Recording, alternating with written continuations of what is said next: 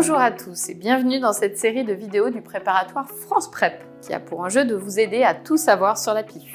Dans cette vidéo, je vous propose d'aborder le traitement et le suivi des traitements de la PIF.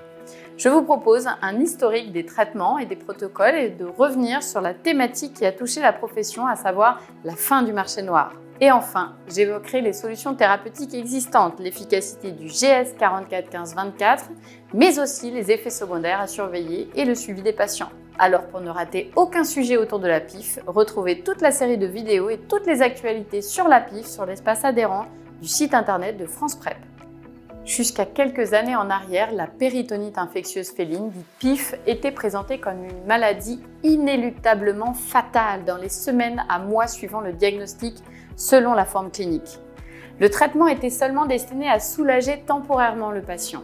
Nous pouvions ponctionner les épanchements pour soulager les patients et les mettre sous corticoïdes pour moduler la réponse immunitaire exacerbée responsable de l'inflammation systémique pyogranulomateuse.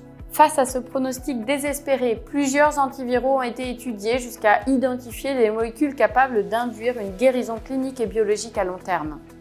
En 2018, une nouvelle molécule antivirale désignée GS44-15-24, ou plus communément appelée GS, montre son efficacité et son innocuité in vitro sur des cellules félines, ainsi que chez des chats de laboratoire expérimentalement infectés par le coronavirus de la PIF.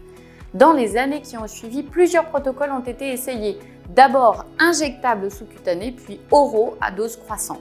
En 2021, la GS et le Remdesivir deviennent légalement disponibles en tant que produits composés vétérinaires réglementés spéciaux dans certains pays comme l'Australie ou le Royaume-Uni.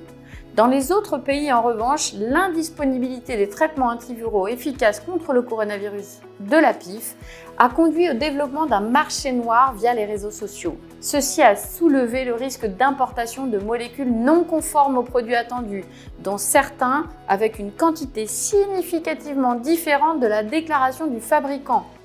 Depuis juillet 2024, le cadre réglementaire français permet aux vétérinaires de prescrire et d'accompagner la réalisation du traitement GS 44-15-24 sous forme de préparation magistrale. La solution buvable de GS 44-15-24 est conditionnée en flacon de 38 ml, dosé à 50 mg par millilitre, aromatisé au thon.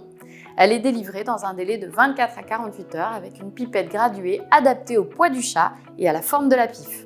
La durée du traitement recommandée actuellement est de 84 jours pour un coût total pour un chat de 5 kg de moins de 900 €. Sur le marché noir, le coût pouvait dépasser les 2000 €. France Prep met à disposition sur le site france-prep.com un outil digital qui vous indique le coût du traitement. L'espérance de vie dépend de la forme de la maladie, humide ou sèche, et de la rapidité du traitement. Sans traitement, la PIF est mortelle en quelques semaines à quelques mois. Avec un traitement antiviral de GS 44-15-24, 85% des chats montrent une réponse. Dans les études, des suivis cliniques et biologiques s'étendant jusqu'à 9 mois après la fin du protocole thérapeutique attestent de la possibilité d'une rémission durable. Le niveau de preuve reste modéré, mais l'évolution fatale de la maladie sans traitement antiviral ne permet pas la construction d'essais cliniques randomisés contre placebo. La réponse est attendue rapidement avec une rémission complète des signes cliniques à 30 jours. Dans les 2 à 5 premiers jours, une amélioration de l'état général, de l'appétit, de l'hyperthermie et des épanchements peut être attendue. Une résolution des épanchements est souvent vue à l'issue des 2 premières semaines. Sinon, une augmentation de dose doit être envisagée. Certains chats ne répondent pas aux antiviraux et se dégradent dans les 2 premières semaines. Une rechute reste également possible mais rare. Elle survient chez moins de 10% des patients dans les semaines suivant la fin du protocole. Une légère augmentation de l'activité enzymatique de l'ALAT est visible chez 30% des patients. Elle n'est pas inquiétante. Une légère éosinophilie et lymphocytose sont également possibles. Quelques cas d'urolite de GS ont été décrits dans la littérature.